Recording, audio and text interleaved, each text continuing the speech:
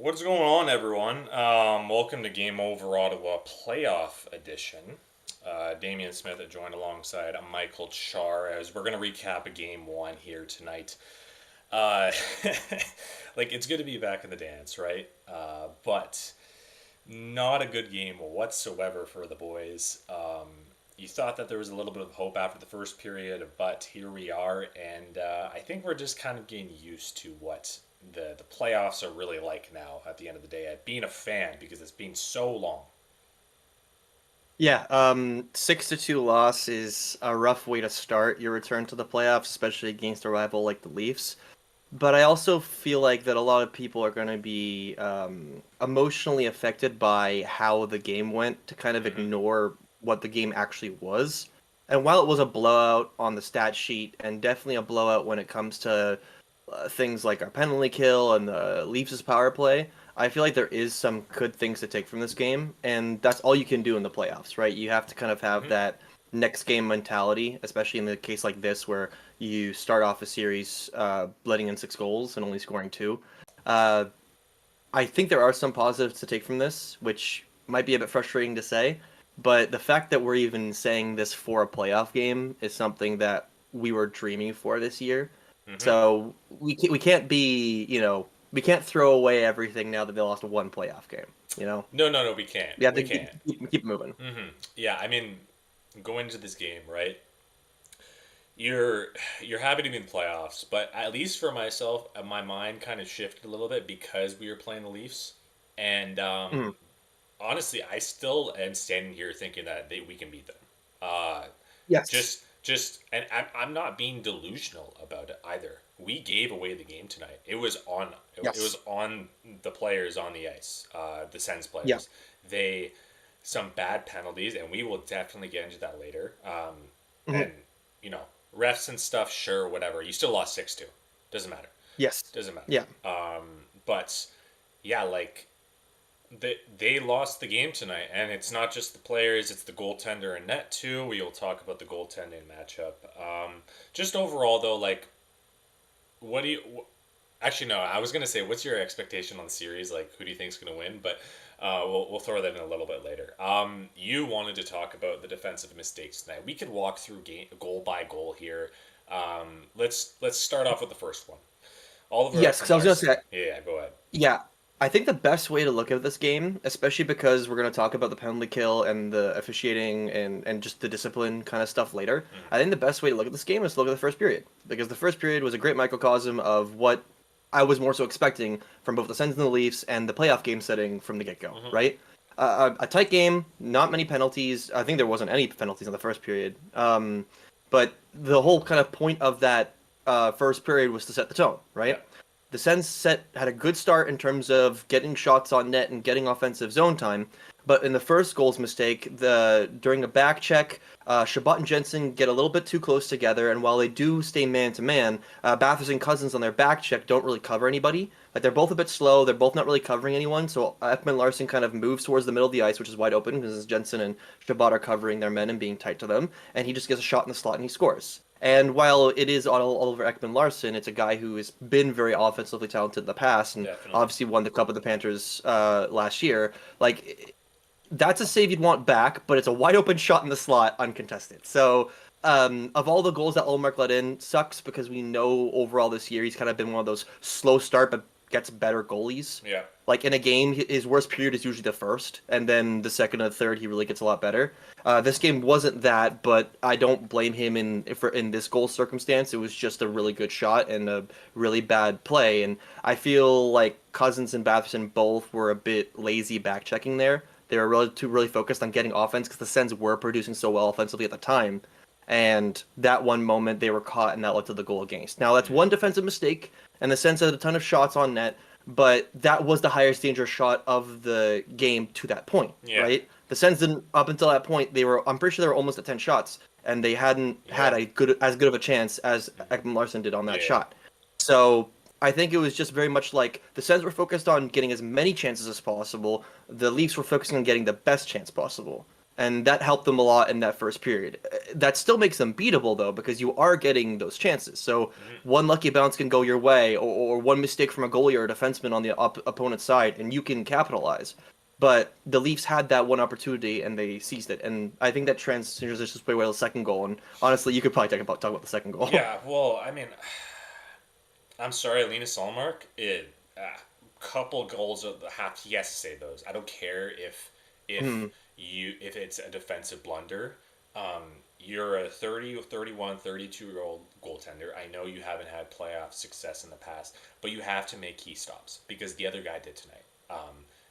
So the Marner one, sure, I'll give you a pass on that because it's the breakaway. It was a nasty breakaway, shot. One of the best players. Yeah, one of the best players. Yeah, exactly. On the ice. Exactly. My dad's in the chat saying right now, Allmark, what about a save? But so, like, you have to the Marner one, sure, totally. It's like bar down, nasty shot. OEL, I'm sorry, man, you got to save that. It's the start of the game. You're on the road, and okay, sure, whatever. Stolar's played great, but Linus Ullmark is getting paid $8 million. I'm expecting a guy like him to make a key stop. And he's done that this year, right? Multiple times with key stops at the right times. So I'm not going to harp on him too much, but that's the one you need to stop because that's the first goal of the game, and it just gives in playoffs too in game one where emotions are at an all-time high because it's fresh, it's new, everyone's been waiting for it, and the Marner one was just the cherry on top. But the thing is that like we got a goal after that, right? Heading Drake Batherson. We ended the first good. Yeah, and honestly, I had hope too. You probably did as well. I remember vibes were kind of good after the first period on Sens 20. Yeah, they were not ideal, not the same as if we were winning, but they were good considering the circumstances. They were good considering they let in those two goals on those two defensive mistakes. Yeah. And I think most people, even Leafs fans, would say that yes, though they scored the two goals in that period, it was pretty close. Like the Leafs had the better chances, obviously, but the Sens, they were doing good, and that led to the Batherson goal. And I also like how both their goals this game were them playing net front. Obviously, the Leafs also did so on the power play more than on 5-on-5, but they were very much focused on getting rebounds in on Ullmark. And that, I think, is the biggest criticism I would have for Ullmark this game. Yes, he said saved the OEL shot. He had absolutely no rebound control this game. And part of it's because a lot of it was penalty killing, so, it would bounce to a free man because there's no one covering that guy. Yeah. But I feel like Ullmark has kind of been one of those guys who he can always give you that chance to win, but when his rebound control is that bad, like it was today, it's going to be a loss. Yeah. It's going to be a loss in terms of like the enemy goaltender. If he even plays normally, he'll be fine, and Ullmark will be the worst out of the two. And it's just a shame. Obviously, we know Ullmark has not been as good in the playoffs as he has in the regular season, but we also paid him that money to get us to the playoffs, considering how unlucky we've been for goaltending in the past. So I'm torn. Like, yes, Ullmark didn't play great, but this is just game one. Obviously, we'll see how he does game two, game three. I would probably wait to see if he has a bad game two. Then I think you start having the questions about bringing in Forsberg or bringing in Marilainen. You can't do that, though. But I would. You can't. Yeah. I just feel like you need Ullmark to have a good game next game, even if you lose. Like, let's just say you lose a 2-1 close game, but Ullmark plays good as an above 900 save percentage, then my confidence would be like, okay, we'd be down 2-0 in the series, but at least goaltending isn't the issue. Yeah. And it was in the first period. It's a shame because it wasn't all his fault, but you want to save, you need a save, and then when the second period started, I think that's when we can move on to the next topic, which is the penalty kill. Dude, it was so bad. I think they went 2 for 5 tonight. Pretty sure. Yes. So yeah. All right. Like, I guess we could talk about the refs in our third segment tonight, but yes. Really, so I think the penalty kill and refs need to be separate. Like, sure. Yeah. Okay. So first goal on the power play, John Tavares. He's not like alone out front, but he's pretty close. It's a rebound goal. Yeah. Classic JT. True. Very classic JT goal. It's a lost faceoff right around the boards, port shot, rebound goal, or rebound. Yeah. John Tavares scores. The only thing about that I feel is blatantly bad is the fact that losing the faceoff, everyone's clustered, right? Everyone's clustered in that diamond formation, but it's such a small formation that if any of those rebounds doesn't go in the exact spot it needs to, it's a free rebound for someone else. Like, you're doing man-to-man, right, to an extent, right? Or at least you're covering, I guess it would be more accurate to say zone, so to speak. You're covering a zone on the area of the ice, right? They do the zone. But the Sens are relying way too much on other teams going for backdoor plays as opposed to rebound plays. At least that's what I've noticed. And the problem for the Sens, I feel, is that their penalty kill percentage over the regular season is better than it should have been. I feel like this formation is so easily readable. It is. It's so easy to play against. And if you don't have really good goaltending, which thankfully Linus Ullmark has provided in the regular season, which made it better, but also the fact that a lot of these teams would go for the backdoor play because it's the easiest play, right? The cross ice, the backdoor. The true weakness to the diamond formation is either taking your time in coming on the wings and doing a little bumper slap shot. We've seen people score against the Sens so many times this year like that. Or you go for a rebound play. Because as long as one person can squeak open from that diamond formation in the middle of the ice, they get a slot shot. They get a slot shot, and you have John Tavares on the ice. That's going in probably 80% of the time. Yeah. And the worst part is that it was less than 10 seconds into that power play. Yeah, it was so It was quick. immediate. Yeah. Yeah, sorry, go ahead. Yeah, with the diamond, they can't change it up now, though, right? And I was thinking about this. The reason why Matthew Highmore is in tonight is because how many other guys is Travis Green going to trust on the PK? Right? The Very defense, key sure. for the listeners. Yeah. For the listeners, very key. We're both using air Yeah, quotes on yes. trusting on the PK Yes. because Highmore was a net negative in this game. Mm-hmm. I tweeted this. I'm sticking to it. Highmore over this year has been the offensive, the offensive Travis Hamonic.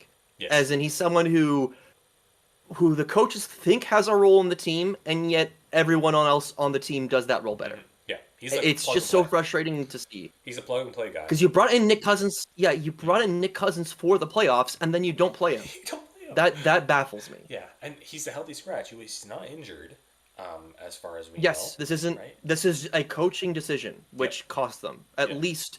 The first goal, Highmore was late to JT, I believe. That was one of that he was the guy that was out of position that led to that goal. He should have been covering JT in the slot. And then obviously we'll talk about it later as well, but Highmore led to another goal against later down the line where he deflected the puck by accident, obviously, trying to block a shot that's going very wide. It hits off his hand and goes top right-hand corner against Altmark. So Highmore on the penalty kill especially did nothing. Yeah, there's there's not a lot of guys you can pick on. Obviously, we're talking about the 12th forward and the 6th D most of the time with this roster. Yes. So far this year, I think the coaching staff has done a fine job with the roster management. But one thing about roster management is that when you have Ridley Gregg in the penalty box because he took that first one, that means you have to throw another guy out there to kill penalties. Yeah. And because you don't use Kachuk, you don't use Stutzla, you don't use Cousins, Perron, Batherson on the PK, you throw out Adam Gaudette. Because you have to throw out a guy that, isn't getting tired out there and stuff, so you throw out your fourth line center who has been a scorer his entire career and has had to redefine his career, and you know what? Solid years for him overall, I would say, but he was not killing penalties whatsoever until the last game of the year when there was injuries.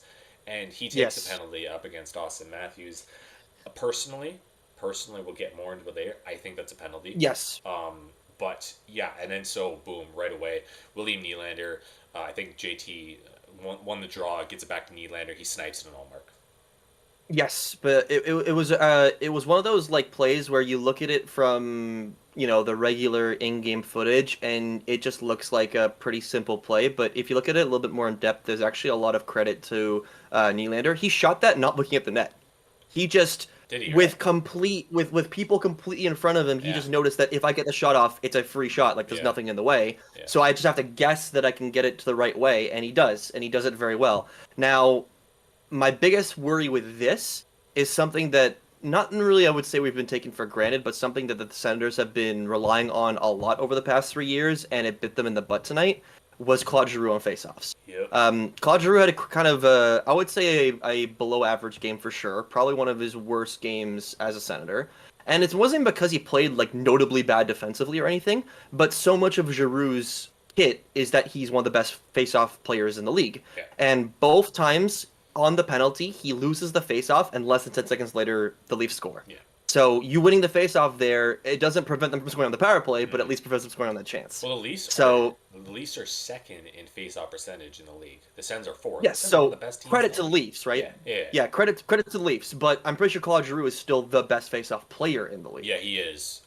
It's like you don't expect there to be many teams better than you in the face-off dot, but the Leafs, and Mhm. it's tough when it's again you have to play them the entire series, right? So it's a little bit different Yeah. now. You have to go up against a team that JT is one of the best face-off takers in the league. He's probably top 5 to top 10. Um, and yeah, so puts them up 4-1 heading into the second period. Um, really, Greg gets on the board early on into the third Yes. period, and this is, you know what? Like I was still hopeful here. I actually Mhm. I didn't feel like the game was over. I felt like the No, Sens still had I a completely push. agree. Whenever Greg scored that goal, I feel like we still had a chance to at least take it to Definitely, OT. yeah, Yeah. or like get another one, and then maybe the game's Empty over. netter, Yeah, yeah, but uh-huh. there's that illusion of it being close, Hmm. despite there being that big gap at a portion in the Yeah, game. yeah, but not even. I don't even think it was 30 seconds later. I, Yeah. and sure, Matthew Highmore, like you talked about, he deflects the shot. I don't care. I don't care. Make the save. Make the save. You are an $8 million goaltender in the playoffs on the road. There's only so many guys out there that we're going to rely on in the net. Linus Ullmark, you're our guy. Please make a save there, man. Like, and Yeah. sure, it's a screening eye shot, but like we actually had some momentum, and the game is just cooked And after then that. no, I feel bad for I don't agree fully that that's fully Olmark's thing. We needed that save, but I do agree though that was a Hmm. back-breaking goal. I tweeted it as soon as I saw it. Like that was game over. Yeah, That goal was game over, yeah. and it was a shame because that had nothing to do with the bad PK or the refereeing or Hmm. or a defensive mistake. It was literally just one unlucky moment from one defensive mistake from an offensive player, and it's a lucky bounce to Yeah, put it mildly. And now the game is, sometimes games are defined off of lucky bounces. It's a shame that this is the one, and it happens to affect us negatively. But I just feel like, yeah, I do kind of see your perspective of one of those goals should have been saved. yeah. One of those power play goals, one of those two chances in the first, Hmm. that goal. Like, if we save one of those chances, I feel probably pretty different about this game. Hmm. And even if we lose 5-2, 5-3, I feel like the Sens team would have looked at that game a lot more like, oh, we still have a chance. Like there's still chance for a comeback, Yeah. like we did against Washington earlier in the year. Like Hmm. there is even the smallest crumbs can get them back in the game, but that was a backbreaker fully. Yeah. And I feel bad because like I said earlier, I hate for him to be the fall guy, but I just don't. I tweeted too, like you have two other players going to block that shot, and I think both of them recognize that it's going wide too. So Yeah. that's why they're not moving their body fully in front of it. They're just trying to get like sticks on it in case it, somehow hits a post. And Highmore is just like Superman diving in, and I think it hits like the top of his hand and Yeah, that was just it. goes in the net. It's bad. And honestly, from that point, I think most Sens fans were just disinterested in the game, unless they got notifications that the Sens scored like 2 goals in 3 seconds, or like 2 goals in a minute. Like I think that's the only way that Sens fans would have really been like, Hmm. okay, cool. It wouldn't have really mattered, and it's a frustration too to see how the game kind of just got chippy, but obviously not chippy to the extent where it really showed much other than the Sens being frustrated. Yeah. It sucked. It doesn't really do a whole lot when you're down 6-2 at the end of the game and you're throwing punches towards guys. And like the refs gone the way too, so there wasn't any fights, anything like that. Yeah, And I you saw, couldn't even give us the satisfaction of a fight. yeah, Yeah. yeah, nothing really there. Just frustration all along, man. Like there was pockets of hope there, but at the end of the Yeah. day, you lose 6-2 on home. Like on the road for us, but against the Yes. Leafs, and I mean their crowd was like the loudest it's been in a long time. It's probably a good thing they maybe reduced the ticket prices because I didn't see a whole lot of suits there. So good on MLSC to, help them out a little Yeah. bit.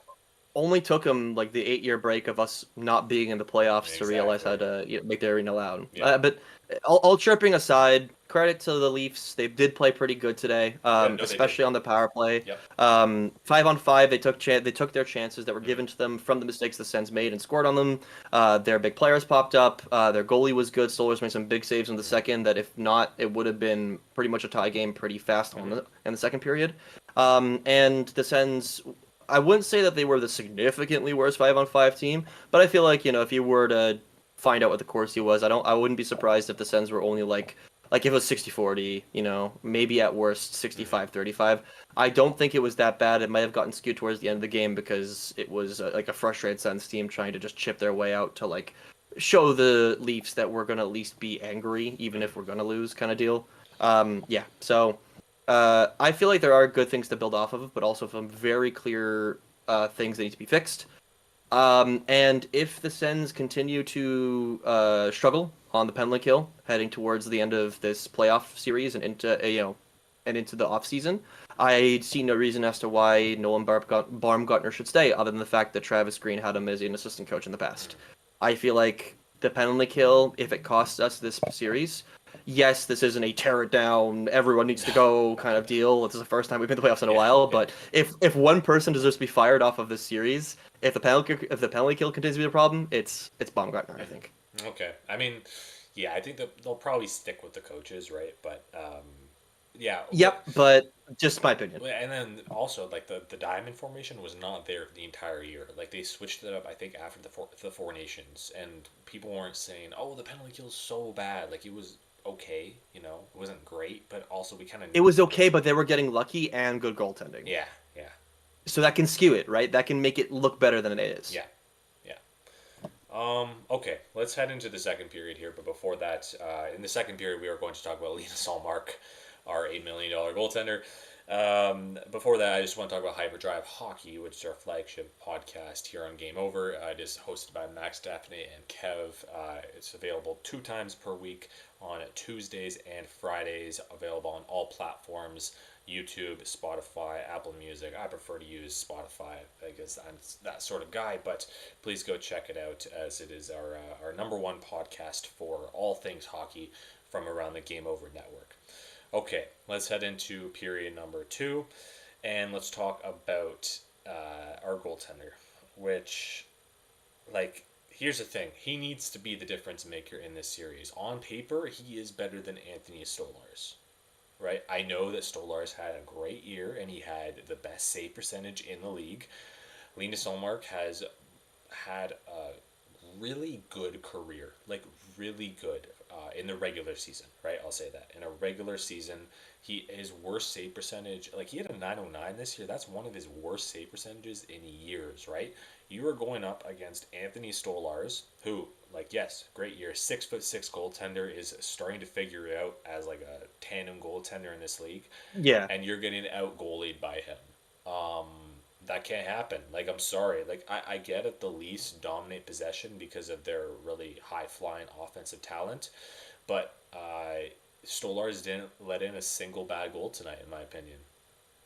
Yeah, both the goals that the Sens scored were very much just them taking an opportunity of bounces in front of the crease, but neither of those bounces were egregious rebounds. They were just, rebounds that the Sens players got to first over the Leafs defenseman. And I feel like we don't really have to talk too much about Ullmark. We did talk about him quite a bit in period 1. Yeah. I feel like Ullmark is, I do agree with you completely, where Stolarz has had those 2 good years as the backup to Florida, winning the Cup, and obviously this year so far for the Leafs. But if you want to talk about overall experience, Ullmark should be your candidate, right? Yeah. Vezina winner, amazing regular seasons. But the one thing we always have to point out with Ullmark, one thing that the Bruins fans pointed out whenever we got Ullmark from them, was that he's shit in the playoffs, or at least, that's kind of the narrative going around. Mm-hmm. And if you look at the stats, he's definitely not doing good. No. I believe with this game, he's still below an 880 save percentage in the playoffs. It's very low. And it's 10 games too, so it's more than a series of sample size. Mm-hmm. And he has won 3 of those, or sorry, not 3 of those, but he's won more than you'd expect with a save percentage like that because he was on obviously that good Boston team. Yeah. But it's just one of those things where the Sens are going to rely more on good goaltending than Boston did, if that makes sense, right? Boston had a better defensive structure that they'd revolved around more in their years. And I feel like Ullmark coming to the Sens are still developing their defensive identity. Travis Green did a great job of that this year. I think that's the one thing everyone would agree about for this year. The Sens got a lot better defensively than they have in recent years. Yeah. But they're still more reliant on goaltending than teams with an amazing defensive structure like Carolina, for example, right? Or even I would even argue the Leafs for this year. Like they went and got defensive defensemen like Tanev, like Carlo at the trade deadline, where it's like we have those players that just make it easier on our goaltender. And then if our goaltender plays good too, then our defense looks amazing, right? Because then we're both preventing people from shooting and not preventing from scoring. So I feel like Ullmark, there's a lot of weight on his shoulders, but that's what the $8 million is for. That's what the contract is for. That's what getting the starting position is for. And if you're going to stay with the Sens this long, and the Sens are going to continue to get better, this is going to have to be a upward trajectory. That just has to be it for Ullmark. This can't be one of your better games in the series in comparison to what you've played over your playoff career. Yeah. I mean, 6 goals. Next game is going to be crucial. And, the chants were going crazy today at Scotiabank Arena for Ullmark. I don't remember them doing that, ever for, last year against Swayman. Nope. I think part of that just has to do with them getting more of natural fans in the building, Definitely. Just and the also, same. I think the Leafs lost both games in Toronto last year, game 3 and 4, and then the year before would have been Vasilevsky, and that's that's a hard name to say when you're chanting. Ullmark's pretty easy to say, and not to mention the Leafs fans have actually a valid, the reason why they might be chanting Ullmark, not only because they have more actual fans in the building, ones that are hardcore fans as opposed to businessmen. I feel like Ullmark is a goalie that the Leafs have had his number the majority of the time they faced him. Whether he was in Buffalo, Boston, they know him and they play well against him too. I remember they said on the broadcast too, Ullmark's Ullmark's worst shooter, the worst shooter that could face Ullmark ever in terms of statistics is Austin Matthews. Austin Matthews has had a great career against Ullmark, and not to mention adding into the fact that the Leafs know him and they feel confident against him. That makes their fans confident to shout that. The reason why they don't chant Vasilevsky is because they still, even with beating Vasilevsky in 2023, they still, have those years of him basically dueling them into a loss, right? So it's it's different, right? It's a different scenario. Yeah. I really want the narrative to be I want for Ullmark to grab the bull by its horns and run with it so bad because of all the talking points that people have talked about him just being an underperformer in the playoffs. I want him to make a statement in this league, and because he's not part of a tandem goaltender anymore, or a he's not part of a goalie duo, goalie duo, and in Buffalo, right, you're kind of just in a wish-washy situation. You're a rebuilding team. Now you're in a playoff team. You are the legit starting goaltender. And I know you said the Sens, they rely on goaltending a lot. I think it's a bit of both. I think that the defensive structure, at least in the regular season, is solid because their top 4 is good. It's not fantastic, but it's good. Their third pair, honestly, was maybe even the best pair tonight.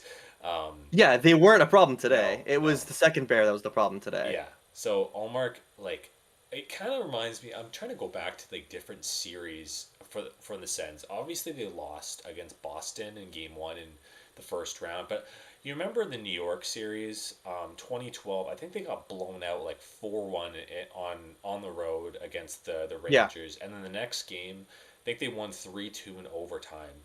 And Chris Neal scored the overtime winner. And Craig Anderson was fantastic. We need a game like that tomorrow because I don't think the Leafs are going to feel good. They're loose right now.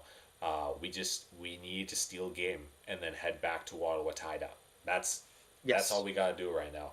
And but the one thing, yes, I agree. And the one thing we can also say as well is the series ain't over until you lose at home. Mm-hmm. So for the Sens, like Allmark just needs to have one good game. Whether it obviously the game. next game is the elite game. Like, but the next game I think is the one that you want him to have that elite game for the most. Yeah. But even if you were to win the game 3 at home and have an elite performance, I think that would also just build that confidence too. We'll see. We'll see. Obviously, in an ideal world, he has a great game too. But I just feel like Ullmark, he at least has the good mentality. He was quoted after the game saying that it doesn't matter whether you lose 1-0 or 6-2 like we did today. You got to have a memory of a goldfish and just move on to the next game and do better.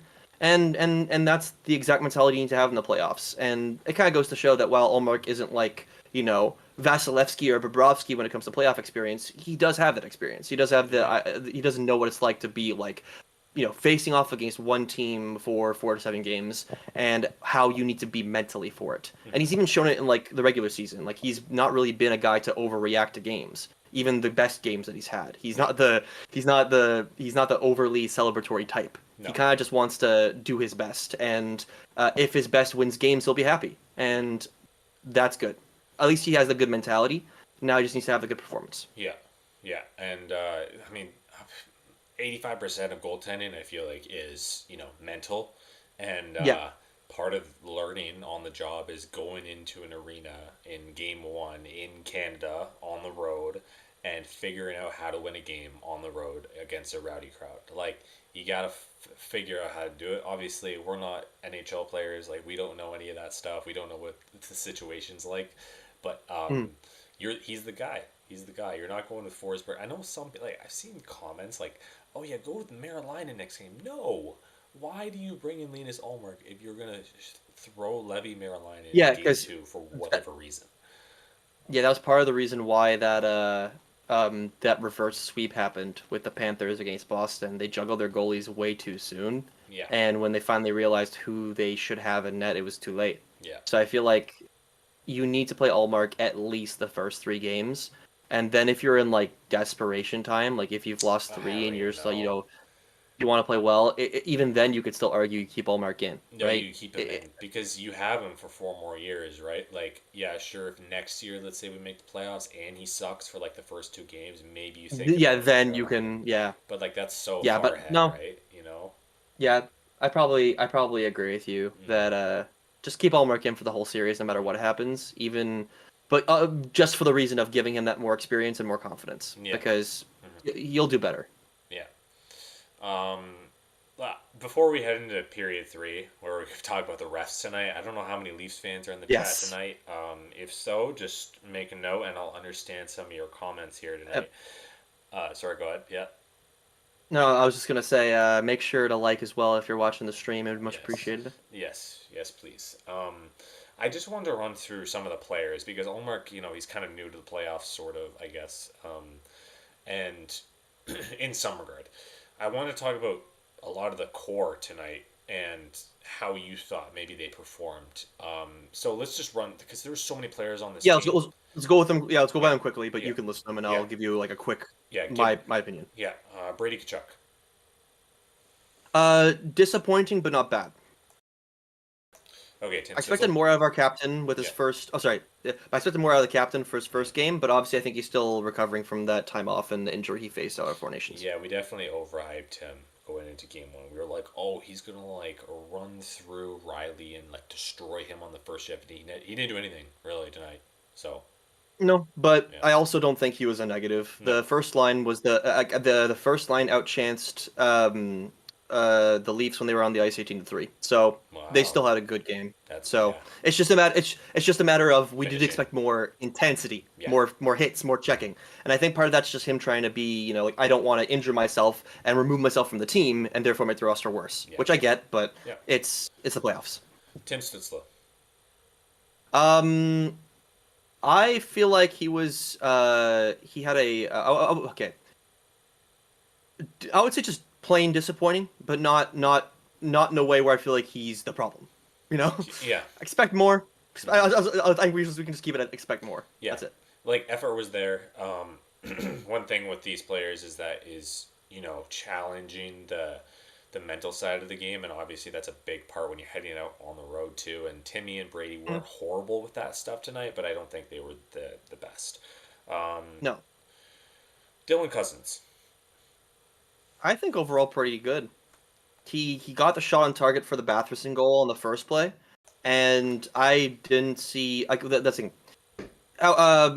Feast famine, because he also was key to that first goal against in Yeah. terms of not back checking properly. But you could say that for Batherson as well. Yeah. I think that the one thing about Dylan Cousins that we're slowly coming to realize is that he's not going to be as good defensively as Josh Norris He's not. could have been. But at the same time, he's still going to play rough, and I feel like he was one of the more physical players on the Sens this game, which was nice to see. Yeah, I would have liked a little bit more about it. You can say that about everyone tonight. Everybody. Yeah, for pretty much. everybody. Drake Batherson, I honestly think that he was good tonight. And I'm not saying that because he had a goal, but the play, like starting out in the playoffs when everything's super tight and everything like that, his game fits very well. I would say he was the best offensive player Yeah. on the Sens today. Yeah. The only problem is that he also cost them, or like was one of the reasons that cost them a goal as well. But it was a 6-2 loss, so like there was plenty of fault to go around, right? Yeah. I feel like he was one of the better offensive performers today, and if you can keep that up into the next games and other people start stepping up, then that's great. Obviously, Shane Pinto. good, solid. Okay. Didn't notice many issues from him. I didn't think he was a problem in anything today. I wish he just tied the game up though, and remember that big save. It was a great pass from Matteo. Yeah. Who Matteo had a good game tonight, but Yeah, I feel like Pinto's biggest weakness over the past year is a strength and a weakness. He shoots the puck so fast that it surprises goalies a lot, and that's how he gets a lot of goals, 5-hole or like near side. Yes, but the problem is he also does it so fast that he could be taking more time and placing shots better. Yeah, he's going for speed over aim, and it works a lot of the time, but also it can cost you in terms of great opportunities where you kind of just put it right to the chest. Yeah. Ridley Gregg got a goal tonight. I feel like he was. I would say that he was. Yeah, as advertised, yes. I like that late drive he made towards the net that almost got Stolarz a bit weak at the knees. I feel like he was what I expected Brady Tkachuk to be today. Okay. Yeah. He filled in quite well. I mean, he took that dumb penalty, but. Yeah, but even then, I feel like we'll talk about it in period 3. But that penalty was dumb, and it did lead to a goal against. I believe. No, it wasn't that. It was the 5-on-3 that was later on that led to a goal against, I believe. Yeah. But I feel like Greg is a firecracker. I feel like if you were going to have one person on your team take a penalty, and you're going to have to live with it because he will provide you some offensive depth and some grit, it will be Ridley Gregg. The same way that Brady Tkachuk has that kind of pass sometimes, right? Where he can take a penalty, and even if it's dumb, even if it's a bit annoying, we kind of give him a pass because we know he'll score a goal. We know he'll assist. We'll know he'll hit. Yeah, that drive to the net was a little bit suspect, not going to lie. Yes, but I'm getting used to Ridley Gregg in the playoffs, so I'm not going to say anything just yet. So, who do we got left? We got Thomas Chabot. A bad game. Point blank simple. Yeah, he was cheating for offense today, and Jensen was off his game as well. So I'll let the moments that both of them were in a position, and the first goal against was them playing too passively defensively, and then the second goal against was Jensen turning over the puck and neither defenseman being ready to backcheck, and Marner getting between them, and it's a breakaway. So it's just a bad game. I wouldn't say it's like get him off the lineup game, but it's a bad game, especially because Chabot Jensen has actually been such a good pair this year. It's so frustrating to see them have such a bad start in the playoffs. Yeah, that's true. I guess let's throw in Tyler Klevin and I guess Matt Powell, the third pair. As we said, third pair was one of the better pairs just because they did what we expected them to do. They were fine. They cleared the puck. Klevin took one bad penalty, and even then it was a little. That was like after all the bad penalty stuff happened earlier in the game. It was just like, there's not much to talk about them, but not in a bad way. They were neutral. Yeah. Okay, that wraps it up. Let's head into period number 3 here. where we are going to talk about the refs. And so Yeah. the thing is with being a fan is that you will complain about the refs no matter what. One thing at And the least, reps are never the sole reason you lose a game. no, no. That said, I think Sens fans need to learn how to react to calls and understand that not everything, like, because there was a weak call doesn't mean that you can't kill the penalty and doesn't mean that Mhm. that gave up the game. Like, I'm sorry, if it's a tie game, it's 2-2, and then a guy like dives and then, the other team scores in overtime, and that's the difference. Sure, I get it. I get it. Yeah. Can we stop? Like, we're making an introduction as a fan base to the world and the NHL right now. And because we haven't been in the playoffs for 8 years. Like, 8 years ago, I don't know what Twitter was like, but now we have people just like making fun of Sens fans for complaining about the refs all the time in a 6-2 loss.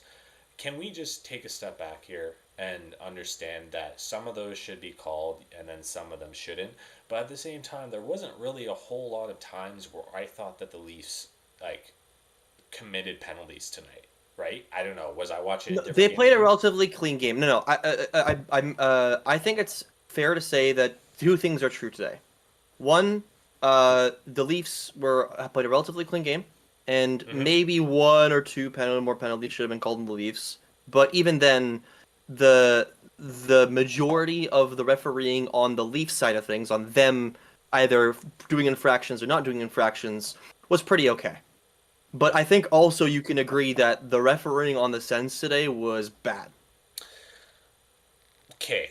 I think three of the calls Mm-hmm.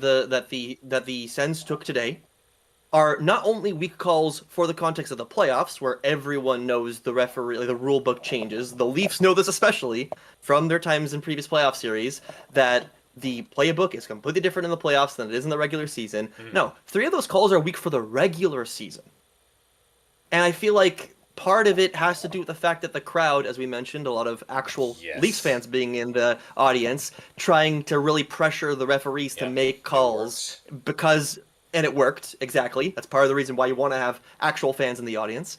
And then part of it's just because the Sens, they got into that loop where it's like you make a mistake, you try to recover from the mistake, you make a dumb mistake on top of that, and the penalties were part of it, right? The frustration of doing a cross check, which 90% of the time in the playoffs doesn't get called, but you get the 1 out of 10 chance where it gets called, and Mm-hmm. you're frustrated, and then that leads to you being more angry because you're trying to prove to others that you're still not a pushover, and that leads to another call, and it's just it was a cataclysm of pain Mm-hmm. from the refereeing side today. But I feel like that call of Gaudette against Matthews, I'm sorry, that's Matthews falling to the ground after being pushed very lightly into the boards. That call of Batherson, I think it was against either Tanev or OEL, but that was him moving in front of the net and Oh, that was cross-checking it. horrible. That That was the that worst was one. horrible. That Yes, was that was that the was a worst one joke. by far. No, no, like Yes, the God that one, I sort of was bad in understand. context of the 5-on-3. I think it's Yes, also bad of the yes. context of giving someone a 5-on-3 penalty because of Uh, that. well, okay. I honestly, I kind of understand why they would call that. I do. I'm sort of 50-50 on it. Like, I'm not like seeing Matthew 6'3", 225 pounds, and like the Gaudette was like it wasn't a weak shove, but it wasn't super strong. So I'm willing to hear both sides out there. The Drake Bathurst one, I genuinely like. I think I'm pretty unbiased. Like I consider Hmm. myself that. I genuinely like howled when that happened, and they called it a trip. Like, what are we Yes. doing here? And the game was over then too. I think it was 4-1. But Yes. Yeah, I was just mad. that didn't change the outcome of the game, but that only made Sens fans more frustrated because then all hope of a comeback's lost, Yeah, right? yeah. Then you're not fighting for a 3-goal lead, you're fighting for a 4-goal lead, which Mm-hmm. is so much harder in this day and age. And I feel like again, there's a reason why we left this so late in the show. It's because we didn't want to harp about the refs the whole game. There's Yeah. plenty of other mistakes that we could have talked about that led to the Sens losing this. And as Matthew pointed out in chat just now as well, this is first round playoff calls. It's probably going to be more likely that the later the series goes, the more of those playoff style refereeing games we'll see. You know, where the hitting is a little bit more severe and the calls are, you know, the rest hold their whistles a little bit more. So I'm not going to overreact too hard to this game, but I think it's also fair to say that as a Sens fan, you're waiting for the playoffs so long, knowing that players like Kachuk and Greg, and even to an extent Batherson and Cousins if he was in the lineup, are those players that when the rules are a little bit more lax, that they can perform even better. Watching the rules be so strict today frustrated us because we've been waiting so long for this setting. You know, the same way that people have been waiting for the Brady Tkachuk playoff mode. Part of that's because he's a power forward, right? And power forwards in the playoffs are always something people want because of the value that brings you, right? And seeing that value mean nothing today, It was annoying. it's It just felt like yeah, he's it's still just injured. annoying. It felt like, and I don't know what it is because, like, you see him and he's just not aggressive like he usually is. Like when The Brady's breakaway healthy. too, the Yeah, breakaway too, that was frustrating to see yeah, him kind he of like tied it up. not even try and move, just try and aim for the top corner, hit it to his shoulder. Like I would at least have preferred. Don't get me wrong, Brady's go-to usually on a breakaway is just to shoot it Yeah, he and does it. aim well. Yeah, He doesn't really. He's not really a stick handling kind of no, guy, no. but I know he can do it, and I feel like that would have been the better option against Dollars. Yeah, that because it was that we were down 2-1. It was early in the second period, and we hadn't taken the penalties yet. And he And that was like the first true like one-on-one yeah, chance of the game for and the Sens too. like it's time to make a statement. You're the captain of the Ottawa Senators. Like the last captain was Carlson all those years ago. Yeah, sure, you're not going to be the level of Carlson, but come up with a At least clutch not yet. moment. Yeah, well, sure. Um, and then like you go like bar down like Marner did. You tie the game up in two, and like the crowd just goes silent. But that didn't happen because eventually they kind of just lost the game themselves. So Mhm. Matthew says in the chat, Brady learned a hard-earned lesson just about being aggressive in playoff-style games during the Four Nations. Yes, yes. Mhm. A little bit different now, though, right? Because you're the captain of your own team, and we saw, yeah, sure, when it's a big game like the Four Nations, he's obviously going to come up clutch. And like you remember his hit on Doughty in I think it was Yes. the first Canada U.S. game was Mhm. huge. Like you heard it from your own couch, and that was the biggest hit I've ever seen Brady Tkachuk throw. I was craving that tonight, but the thing is that I think he's got a nagging thing, and some people are wondering if it's a concussion, but I don't think he would be playing with the concussion, and it No, wouldn't be taking this long. So I don't know. It's something in the hip, I think, still, right? it would make the most sense because it does look like he's not skating as fast as he normally does. He's not hitting, which obviously the hip would be a big part of that as well. Mm-hmm. But I also feel like that also affect your movement as as a whole, As right? a power forward, yeah, And as a hitter. yeah, yeah. So I just hope that whatever Brady Kachuk's going through, either he can get through it or the Sens can adapt around it to a point where it's Mm-hmm. like they don't need prime Brady Kachuk to win a game or two. Yeah, and I mean, a lot of people are talking about like the pests and the physicality and stuff getting under Toronto's skin. Toronto did a fantastic job at not just like ignoring us. They had a great physical first Yeah, too. That was it. yeah. Like they didn't have as many hits in the second and the third, but like they were the ones who set the tone of like, okay, we're gonna be strong, we're gonna Yep. hit you first. Which I feel like it's a wasted opportunity from the Sens Mm-hmm. because you're the underdog. You need to prove to them that you're the ones that want to hit where they're going to try and shoot and Mm-hmm. score. Yeah. You get what I mean, right? Like you know that on the standings they're the better team, so you Mm-hmm. need to make it even by hitting them. Yeah. I honestly like going to next game unless if you have the lead, sure get under the skin, but don't get under the skin like when you're up by one, maybe up by two or three. But don't make that. I don't think they should. They need to play their game, and their game isn't really getting under guys' skin. Their game is playing like good defensively as a five-man unit because that's how they've done it throughout the year. Getting and Mhm. when they play good defensively, they get the goaltend in because they don't overwork the goaltenders. Other Yes. than like the Detroit game maybe and maybe a couple other games, but that's it. Those games happen, Hmm. and then you capitalize on your opportunities because you have talent. throughout your lineup, and you can score goals, and you can put the puck in the back of the net when you have a chance. And tonight the finishing wasn't there, but you go down the lineup, like there's so many players who can put the puck in the back of the net, so you capitalize on those opportunities. And Toronto isn't the greatest when it comes to Corsi numbers, at least in the NHL. Yeah, they're very opportunistic. They've been so all year. But at the same time, if they've been like that the whole year, at what point is it a talent and not, and not just chance? You know what I mean? Yeah. Like their game is revolved around not necessarily shooting the puck a lot, but making sure the chances they get are high danger chances. Yeah. Which was what happened in the first. So Yeah, we give up way too many. there is an opportunity for the Sens to take advantage of that, but they didn't do so successfully today. Yeah. Yeah, I guess, is there anything else you want to touch on tonight? I mean, first playoff game in a long time. We're going to kind of go through some of the chat here. We got 12 viewers right now. If you have any Much comments, appreciated. please throw them in. My voice is dying right now. Yeah, if you want, I can Yeah. handle Yeah, this go part through then. it. Yeah, the first comment we got even in the chat was from Adam, who said, like, when you're excited for your team to make it into the playoffs, you picture it much differently than what you saw tonight. And I think that's just fair to say. I think every Sens fan just saw it differently than what it was tonight, which is why we're disappointed. But also, Yeah. it is game one of a 7-game series. This is our first playoff series in 8 years. We're hurt because it's the Leafs, right? I think we're hurt more than normal because it's the Leafs. But at the same time, if you're going to pull back on a wider angle, this is probably what we should have not expected a 6-2 loss, but we should have just expected an inexperienced playoff team to make mistakes, which they did. Maybe it's a good thing that we got the bad out of the way now. Like, that too. Don't Exactly. Don't have it in game 5 when the series is tied 2-2. Get the bad out of the way now, so that in game 2 you better pull up your socks and fix your shit and make sure that you really play your game in game 2, because there's going to be a lot on the line. You don't want to head back to Ottawa where potentially there's a ton of Leafs fans in the building, and be down 2-0, and then all of a sudden Yes. the bad start in game 3, the series is over. Yeah, and that's fully fair. Yeah.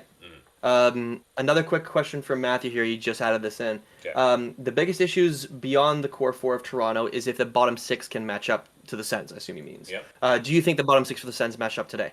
And I feel like third line, yes, fourth line, no. Yeah, I mean, Fair? yeah, okay, so it's so funny how Highmore and Gaudette are the guys that played for Green, and they're in the lineup. You throw in Cousins there.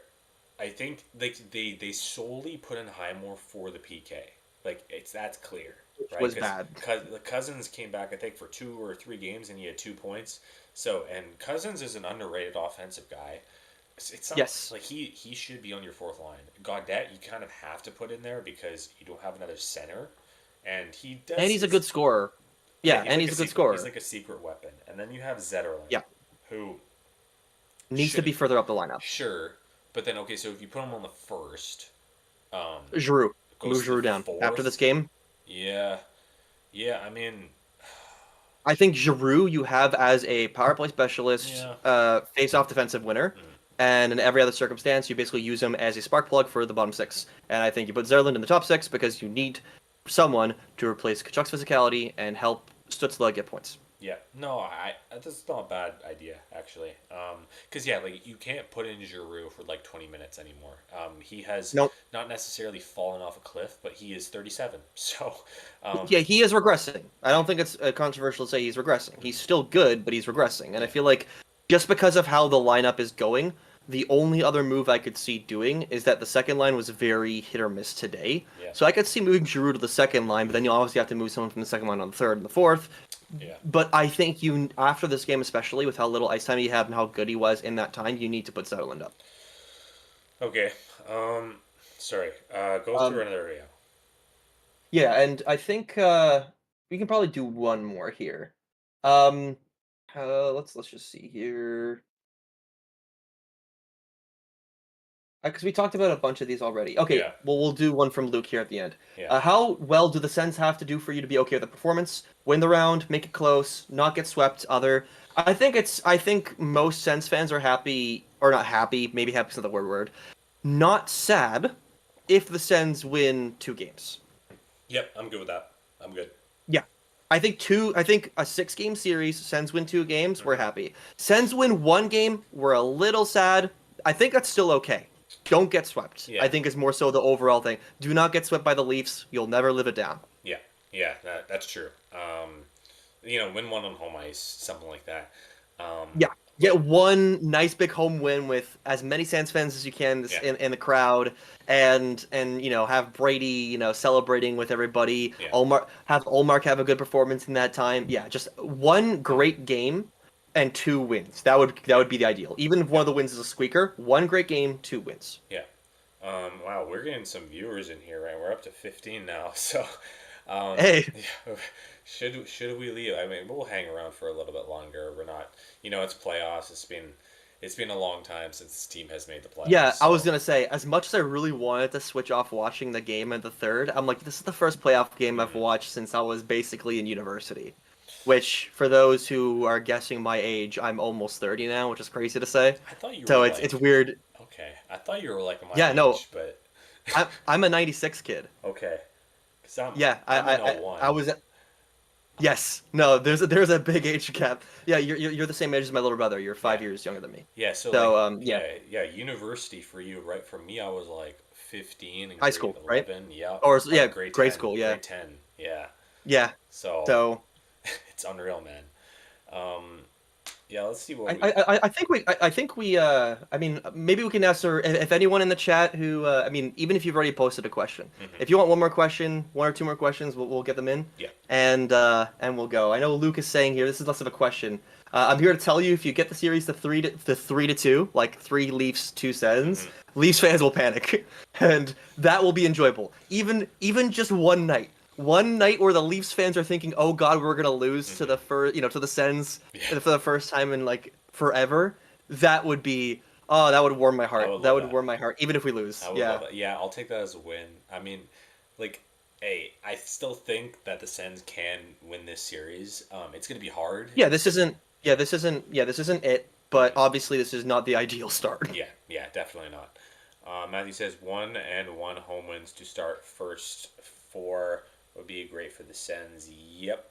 Yeah. Well, I mean, yeah, you got to win the next game. But if you, I said Sens in 6. I mean, I'm gonna sound like an idiot, obviously, and sound like a homer. But I mean, you're a Sens fan. You're allowed to be biased. Yeah. Well, if we were going up against Florida or Tampa, I would say like them in 5 probably. But since it's the Leafs, and because it's the Leafs, yes, yeah. But also, it's because tonight. Like there was some comments here. I think it was from Luke earlier saying that like the Leafs weren't great, but they capitalized on their opportunities, and the Sens didn't. And the Sens just had some bad penalties and some bad goaltending. And that's like when that happens, you are not going to win the game. You are going to win that 1 out of 100 times probably. And Mike also mentioning here, having lived through a sweep by the Leafs, don't want that happening again. I think it's safe to say that as long as we can get one press of the Sensed button that we've been doing for a little while here on Game Over Ottawa, if we can get one Sensed playoff game, press the button, play that little tune, we're all good. At least here on the Game Over Ottawa side of things. Yeah, but that would be 5-0 Leafs in history in playoff series, which would be tough. Luke saying we're worried about. I was gonna say, get that. I think we could. Yeah, we can do that one. And I think we're coming up an hour, so I think we're good to call it after this. But yeah, like the Tkachuk discourse. We talked about it already a little about how Tkachuk doesn't look 100%. It's part of the reason why I think that a lot of Leafs fans, especially, are going to look like, oh, we were scared of this guy. We were scared of this guy who kind of skated around the ice today a lot and got one breakaway and shot right into our goalie. This game wasn't the example of Tkachuk even at his best in the regular season, and obviously we know that he's been pumped to play in the playoffs. He's been saying nothing but that for the past 2 weeks. So I just feel like for those Leafs fans who are watching us and thinking, oh, we got this easy win, it's going to be an easy series. If you see the Tkachuk of which everyone is talking about, it's going to be a tough game, whichever game that may be, right?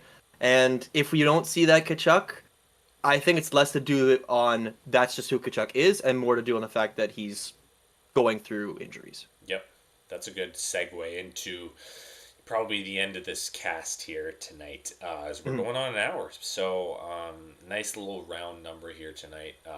As Yes. we got a lot of series left to go. I don't think this is a sweep. I don't think it is. I think Me it. neither, Yeah. but obviously going off of recency bias, seeing how this was Hmm. a blowout, you think of the worst, right? You think of, oh God, what if Yeah. every game's like this? What if Olmark is a sieve for the rest of the game? What if Kachuk is invisible? What if Stützle is invisible? It's probably not. Smarter heads prevail usually in this. And hey, if they get swept, it's gonna sting for the off season. But the good news is, guess what you can do next year? Yeah. Better. Yeah, this is gonna be a great test for them to figure out like what. Let's say they get losing five, right? What they need as the next step, as like okay, Hmm. we need more penalty killers. We need just different players, and maybe you trade a guy like I don't know A Zetterlund. shoot first guy, kind of someone Yeah, on the same mind as Zetterlund to kind yeah, of replace what Giroux brings to the hmm, team. yeah. But yeah, Yeah. but Not yet. yeah We're not talking let's about off-season we are stuff yet. not. Yeah, yeah. No, it's not even close. Let's just soak in everything about the playoffs here because it's great just to be back and to Mhm. be nervous about a game. So Yes, yes. So good to it's talk great. about a playoff game, Yeah. not just watch the Leafs with the hope of them losing. You Yes. can now watch the Leafs, the hope of them losing, and the Sens winning. Yeah, that's true. All right. Well, thanks for hopping on tonight. Thanks everyone in the chat. We're still going pretty Yeah. strong here tonight. Assuming a lot. Appreciate all the viewers, Yeah. Leafs fans, Sens fans. I know we're gonna have a lot over this series, especially if the Sens start winning. I imagine we'll have a bunch more both Sens and Leafs fans talking in the chat. So, but either way, we much appreciate all the viewership here. Make sure to like. I know we already talked about it, but anything's appreciated. Subscribe so you can watch the rest of us as we come on for the rest of the series. Obviously, we're gonna have a nice mix of people in. I know that I might be on for a couple more games. I know Maude's gonna hop in. Obviously, Damian's gonna hop in. Claude's gonna hop in, and we might have some special guests. We're hoping for him. We're trying, obviously. But we really want to make these post game reaction streams really entertaining. And hey, if we end up going to 3-4 games and the Suns are playing good, if I'm there, you're gonna see me mad, Yeah. which I don't think like truly mad, which you might not have seen ever on Game Over. My friends might have, but not in Game Over. Yeah. Yeah. It's nice to be in this position. Thanks everyone for tuning in, and we'll see you on Tuesday for game two. Maybe All Game right.